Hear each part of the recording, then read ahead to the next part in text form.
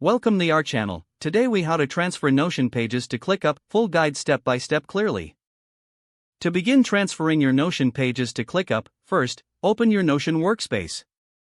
Identify the pages you want to transfer. Select the page by clicking on it. Next, click on the three dots in the upper right corner to access the page settings. Choose the option to export the page. In the Export menu, select the format you prefer, such as Markdown or CSV. Click on the Export button to download the file to your device. Now, open your ClickUp workspace. Navigate to the space or folder where you want to import the Notion content. Click on the plus button to create a new task or document. In the task or document view, look for an option to import.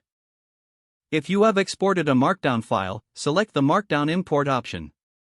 Browse your device to locate the previously exported Notion file. Upload the file into ClickUp. Once the upload is complete, review the content that has been imported. Adjust any formatting discrepancies that may have occurred during the transfer. Add any necessary tags or details to organize your new ClickUp tasks. Repeat this process for each Notion page you wish to transfer.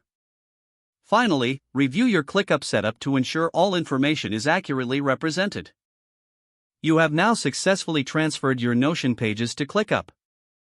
If the page does not load, refresh the browser or try again in a private or incognito window. Make sure you are using the correct email address, then retype it carefully to avoid small typos. If your password is not accepted, use the reset option and create a new strong password you can remember. Check your spam folder for verification or security emails, then complete any requested confirmation steps. Enable two-factor authentication if available to improve account security and reduce unauthorized access risk.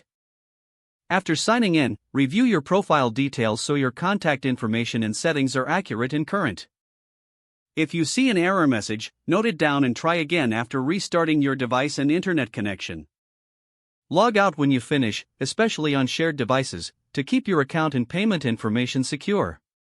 Don't forget to like this video and subscribe to our channel for more step-by-step tech guides.